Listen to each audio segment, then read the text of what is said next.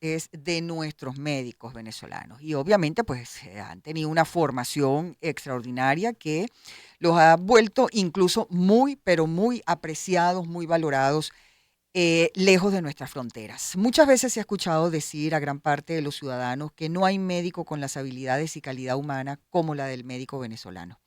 Y pareciera ser cierto cuando en algunas ocasiones estos son comparados con sus iguales de otras partes del mundo. Precisamente para entender a fondo lo que hay detrás de esta frase que se hace constante y cada vez más y saber cómo es la formación de los médicos venezolanos. Hoy tenemos con nosotros acá en el estudio al doctor Mario Patiño, profesor titular y decano de la Facultad de Medicina de la Universidad Central de Venezuela, doctor en educación, expresidente de la Sociedad Venezolana de Medicina Interna. Doctor Patiño, un placer recibirlo acá en el estudio. Bienvenido. Honradísimo que esté aquí con nosotros. ¿Cómo está? Bienvenido. Gracias. Pues, para nosotros es un placer realmente esta oportunidad que nos brindan Albani y UNAI.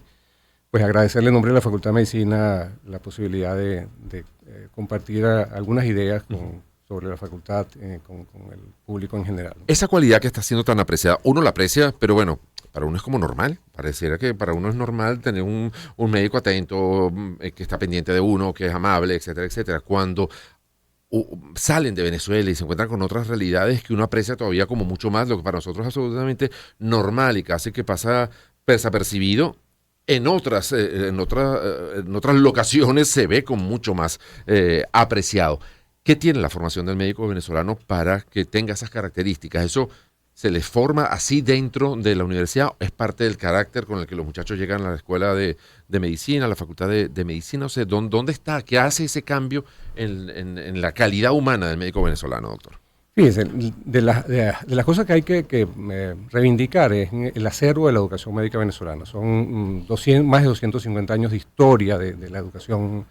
Nuestro país pues, fue pionero de los estudios médicos de posgrado. El primer posgrado clínico de América Latina nace en nuestra ilustre Universidad Central de Venezuela, de manera que no es producto de la casualidad, es producto de un proceso que se ha ido consolidando durante muchos años, que crea una tradición para la formación del recurso humano del sector salud en general. Y siempre insisto, aprovecho estas ocasiones para aclararle a la colectividad que la Facultad de Medicina de la Universidad Central de Venezuela realmente es una facultad de ciencias de la salud, porque además en nuestras dos escuelas de medicina, nosotros formamos en la Escuela de Enfermería, Bioanálisis y Nutrición, y además tenemos una Escuela de Salud Pública que tiene 6 carreras y una cantidad de posgrado. Okay. Solo que, bueno, nuestro libertador cuando fundó la facultad en 1827, próximamente cumplimos 200 años, ahí está parte del patrimonio, le puso un nombre de Facultad de Medicina, porque en esa época probablemente no conocíamos el resto de las disciplinas del sector salud. Sí. De manera que este rasgo probablemente no es propio de los médicos nada más, que es propio del resto del recurso que se forma en la facultad. Así y digo, el acervo está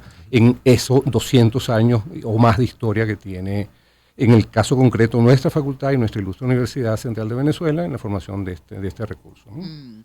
¿Cuántos médicos venezolanos se han ido de nuestro país, doctor? Porque, claro, se han ido de muchísimas profesiones distintas, pero si algo realmente lamentamos es que muchos se nos hayan ido precisamente por la situación en Venezuela.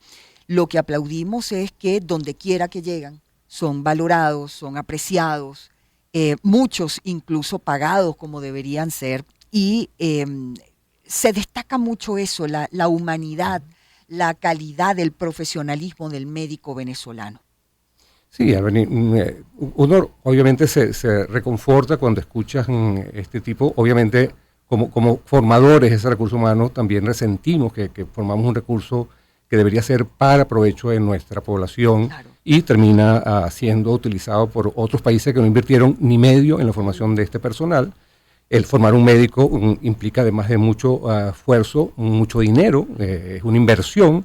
No hay duda que uno se siente gratificado cuando escucha que lo que estamos formando tiene las características que lo diferencian de sus pares de otras localidades. Pero bueno, también tenemos que ser honestos en el sentido de que esa calidad de formación del profesional de la salud en el país también ha perdido, se ha deteriorado en los últimos años, producto de razones que todos conocemos. Sí. Y nosotros como autoridades de la Facultad de Medicina estamos conscientes de ello, porque entonces hay que replantearse los modelos de gestión, no solamente académicos, sino la gestión administrativa, económica, porque si bien somos una universidad pública que depende o debería tener el soporte que al Estado le corresponde por obligación constitucional, probablemente ese modelo de gestión de esa universidad pública dependiente estrictamente de los recursos del Estado, que aunque nos diesen el 100%, que lo que nos dan es el 2% del presupuesto solicitado, probablemente no sería suficiente, porque es una estructura muy compleja. Les comento, la Facultad de Medicina de la Universidad Central de Venezuela tiene 6 escuelas para pregrado y 7 institutos de investigación, de manera que es una estructura sumamente compleja, pero con muchísimas capacidades que están al servicio o para servirle al país. Y además ahí pudiera haber una relación o una alianza con los otros sectores, tanto públicos como privados, que le permita a la universidad y a la Facultad de Medicina un modelo de autogestión, de manera que nunca más dependamos de un gobierno de turno, de esto o de cualquier otro. Y es un poco lo que visualizó el Libertador cuando nos dotó de todos esos terrenos que constituyen la zona rentable, un poco para garantizar la autonomía administrativa, porque la autonomía académica todavía asumimos que la tenemos, pero la administrativa pudiéramos conversar y hay dudas sobre el respecto. Con relación a la calidad del estudiante que entra a la Universidad Central de Venezuela, porque claro, ya para cuando un muchacho 17, 18, 19 años entra a la universidad a estudiar medicina, ya viene con muchos logros y con muchas capacidades, pero posiblemente también con muchas carencias en distintas áreas. Si pudiéramos hacer una comparación, siempre son odiosas, pero bueno, lo que está entrando ahorita a estudiar medicina a la universidad frente a esos profesionales que ya están graduados y que ahora están fuera del país. No sé, ¿cómo podríamos evaluar la calidad del muchacho que sale de bachillerato a entrar a estudiar medicina? Reitero el mensaje, creo que nosotros tenemos que ser conscientes como universitarios y como ciudadanos que se ha perdido calidad. Decir que no es cierto, pues estamos negando nuestra propia realidad. Nuestra obligación es recomponer el hilo institucional, ver cómo logramos recuperar esas capacidades que se han perdido. Eso obviamente requiere recursos, eso no se decreta. La calidad de la educación implica un profesor dignamente remunerado, con unas condiciones de trabajo adecuadas, un estudiantado que en el pasado tenía comedor universitario, transporte, becas, que actualmente no lo tiene, por lo tanto es un muchacho que está ingresando. Si tiene algunas limitaciones, pues esta realidad social lo va a excluir de los estudios universitarios y eso el Estado debería garantizar que no fuese así. En muchos casos hasta que han visto completo física, química, biología, matemáticas, y en otros casos no. El otro tema es la formación. Así como nosotros reconocemos que a nivel universitario puede haber limitaciones o pérdida en la calidad, a nivel de primaria y bachillerato, pues obviamente el estudio reciente de la Universidad Católica que pone en evidencia algunas deficiencias importantes en formación básica, lo que hace es demostrar lo que nosotros suponíamos que estaba pasando. Bueno, en la Facultad de Medicina se está trabajando en los últimos meses en crear cursos propedéuticos de nivelación que nos permitan, de alguna manera, antes que el muchacho empiece sus estudios formales, compensar algunas de esas limitaciones. Ya el curso propedéutico se inició hace unas 2 o 3 semanas y para los estudiantes que ya tienen su cupo garantizado, lo otro importante, si me permiten, es comentarle que a propósito de la pandemia, tenemos un rezago de 2 cortes, tenemos 400 muchachos esperando para ingresar, que es una realidad que tenemos que atender también. Ahora, esos 2 años que tienen que esperar, lo que estamos ofreciéndoles es un curso de nivelación que les permita aprovechar ese tiempo, crear su identidad de pertenencia a la institución, pero al mismo tiempo trabajar en estos problemas de deficiencia de formación, tal cual, de manera que cuando ingresen, pues las condiciones no sean peores con las que egresaron del bachillerato, ¿no? Por supuesto. Ahora, doctor, y conversamos, amigo, con Mario Patiño, profesor titular y decano de la Facultad de Medicina de la Universidad Central de Venezuela, doctor en educación y expresidente de la Sociedad Venezolana de Medicina Interna. ¿Cuántos años? Porque, claro, yo digo que el médico no para de estudiar en toda su vida, porque obviamente pues la ciencia va avanzando, la medicina también va avanzando a nivel mundial. Sin embargo, ¿cuántos años exactamente se requiere para salir graduado y además en la capacidad de atender a otro ser humano cuya vida va a estar prácticamente dependiendo de las manos de ese médico que le atienda? Sí, la duración de la carrera de medicina en el país es de 6 años, independientemente de la universidad donde te forme. Ahora, eso introduce un concepto que también es importante compartir con la audiencia, que es el modelo de formación. El modelo tradicional era un modelo basado en el conocimiento. Si uno tenía la idea que si yo me sabía el libro de medicina interna, que es mi especialidad, pues yo iba a ser un buen internista. Ya el conocimiento está demostrado en la sociedad del conocimiento que eso es fungible a corto plazo, de manera que más que el muchacho sepa el estado del arte que se va a obsoletizar en muy poco tiempo, lo que estamos procurando con el modelo de educación basado en la competencia profesional es que además de conocer, el muchacho sepa qué hacer con ese conocimiento que son las herramientas cognitivas y además que tenga la formación en valores que le permita mantener ese reconocimiento de ese médico humanista o con profesionalidad que nos ha caracterizado y del cual ustedes hacían mención al comienzo. De manera que la competencia es la integración del contenido, del conocimiento, que te digo que ya no es la razón de ser del proceso pedagógico, las herramientas cognitivas y las herramientas afectivas. Cuando tú integras esas tres cosas en el estudiante, que tenga el conocimiento, que sepa qué hacer, además tenga la actitud que corresponde a un profesional de la salud, en ese momento estamos graduando, un profesional competente. Y eso es la curiosidad para seguir investigando. Total, ¿no? Eso es una actitud, la necesidad del aprendizaje permanente, porque es que, te digo, el conocimiento se renueva muy rápido, cada 10 años se duplica, de manera que no hay intelecto humano que pueda manejar el volumen de información que se genera en medicina. Hoy en día es una carrera más masculina, más femenina, están 50-50. No, la mayoría, me atrevería a decir que el 70% de nuestros estudiantes son mujeres. De manera que es una carrera hoy en día es una carrera muy femenina. Sí, eso yo creo que está pasando en buena parte de las carreras universitarias. Bueno, el área de comunicaciones ya desde los tiempos en que uno estudiaba, nosotros la proporción era 80-20 por lo menos, 80% mujeres, 20% hombres. Bueno, ahorita eso no solamente invirtió, ha aumentado mucho el número de médicos y mujeres. Total. ¿Y el interés por estudiar la carrera sigue siendo el mismo, Albany, doctor, o no? Muchísimo. A pesar de toda esta diáspora, cuando tú hacías una pregunta hace un ratito, el número está entre unos 30 o 40 mil, ese número no está exacto, el número de la diáspora venezolana, pero hemos perdido, nosotros éramos 60 mil médicos a comienzo de este siglo, pues perdimos más de la mitad en esta partida de profesionales de la salud.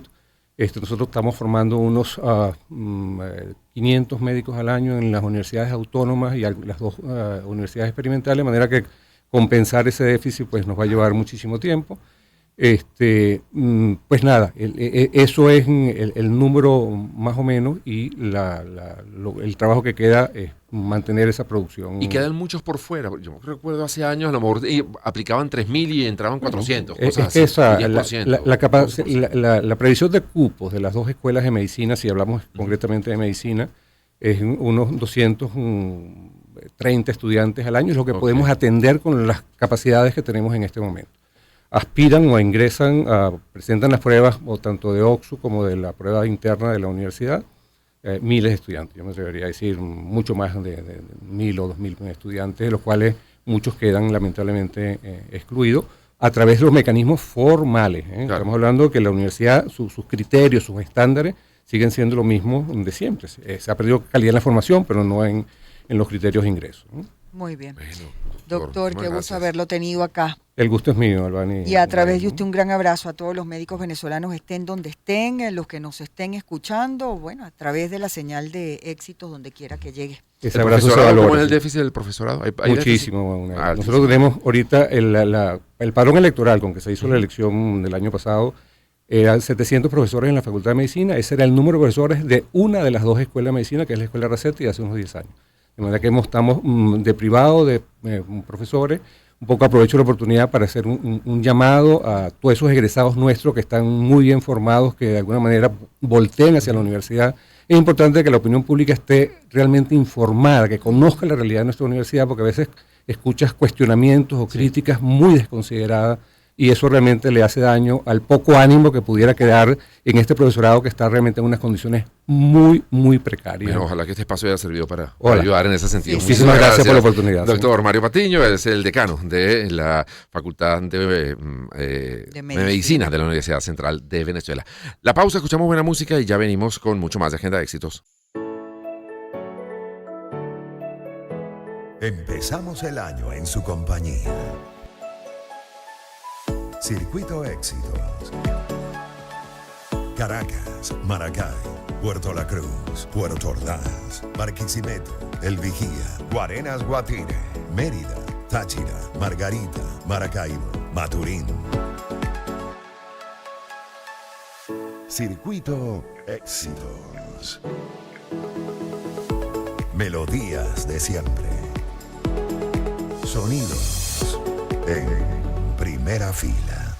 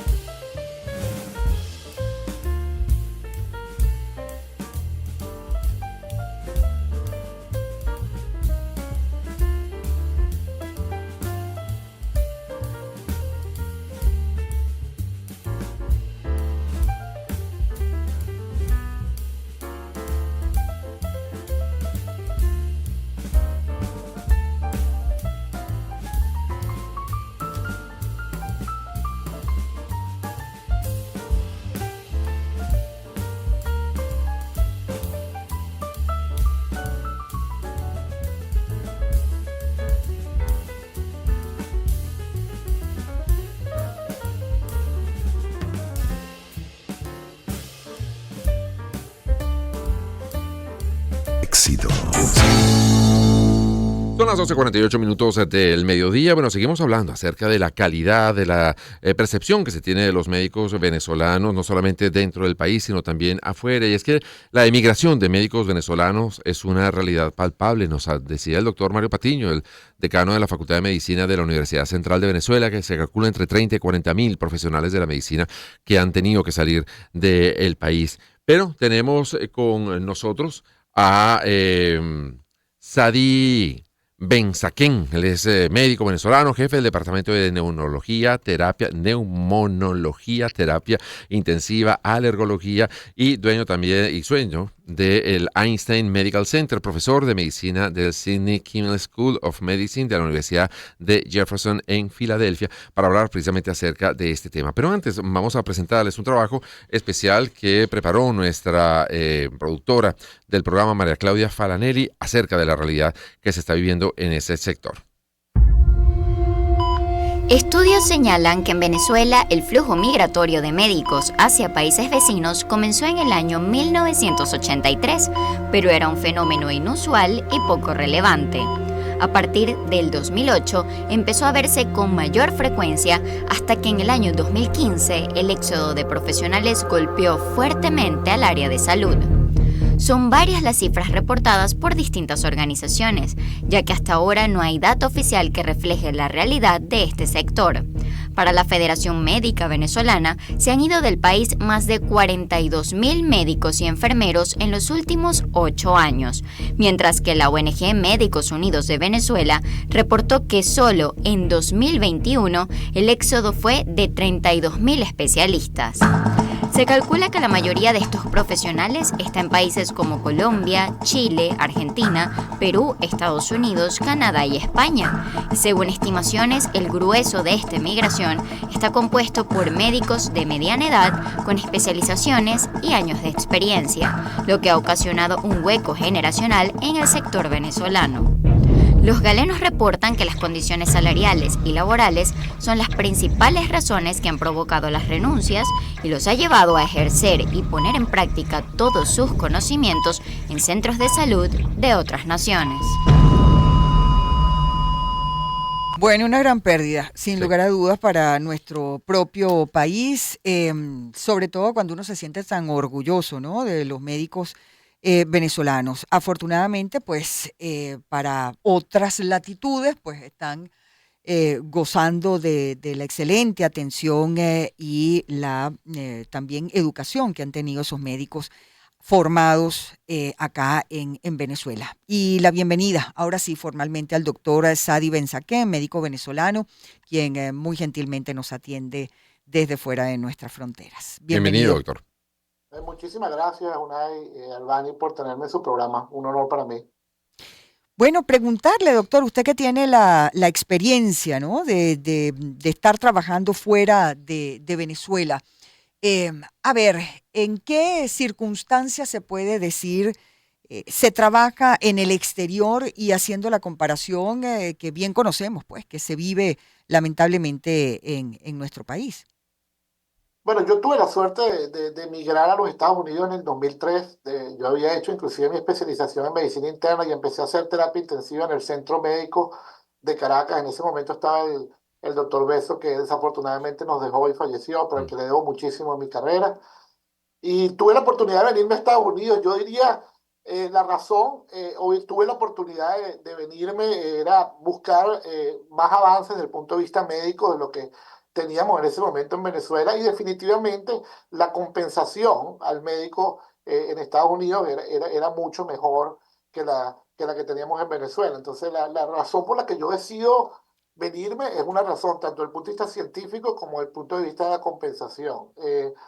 Cuando uno trabaja acá en la mayoría de los hospitales en Estados Unidos, pues uno tiene la mayoría de los recursos que uno cuando estaba en la escuela de medicina leía que deberías tener para brindarle la mejor atención posible a los pacientes, y que en algunos casos, sobre todo cuando estábamos en hospitales públicos, inclusive en hospitales privados, pues no teníamos la oportunidad de tener acceso a todos esos recursos. Entonces, para mí fue una oportunidad importante desde el punto de vista científico y definitivamente desde el punto de vista laboral, afortunadamente, por ejemplo, acá en Estados Unidos la compensación de los médicos es buena, pues.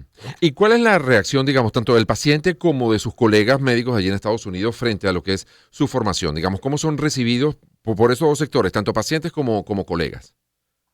Sí, mira, la realidad es que la competencia acá en Estados Unidos, sobre todo donde yo he tenido la oportunidad de ejercer, es grande porque son lugares académicos y todas las personas que están lateral a uno o en posiciones Ujú, superiores tienen un conocimiento de lo que uno tiene que tener la humildad para aprender, pero ujú, eso no quiere decir que uno no tenga también la capacidad. Entonces, yo creo que una de las cosas que caracteriza al médico venezolano, que en general, que nuestros colegas nos reconocen, es ese contacto directo con el paciente, ¿no? En ujú. general nos ven como unas personas buenos clínicos, aunque hoy en día la realidad es que con toda lo estaba diciendo el doctor Patiño, estaba oyendo su conferencia, hoy en día con tanta información es más que poner la mano al paciente, es tratar de poner toda esa información conjunta y tomar una decisión que sea lo mejor para el paciente. Pero yo sí creo que la mayoría del diagnóstico se hace oyendo al paciente. Y acá, por ejemplo, en Estados Unidos hay mucha presión a veces de ver pacientes como una maquinita y a veces uno pierde